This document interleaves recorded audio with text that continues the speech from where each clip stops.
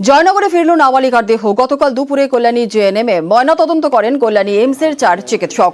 গ্রামেই দেহ আসার পর মিছিল করে বাড়ি নিয়ে যান স্থানীয়রাই। আর বিচারের দাবিতেই সেখানে স্লোগান, দেহ নিয়ে শুরু হয় অবস্থান। এলাকায় প্রচুর পুলিশ মোতায়েন।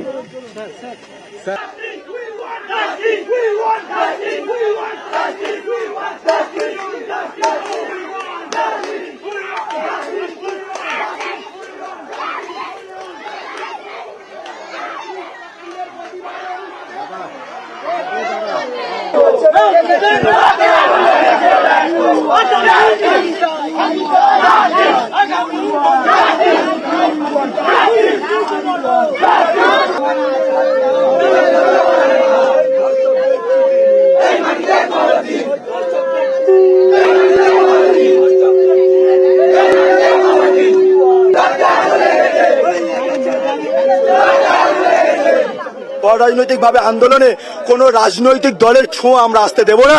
কারণ গদি বাঁচানো আর গদির জন্য লড়াই করার জন্য আমরা নয়, আমরা আমাদের মেয়ের বিচার চাই।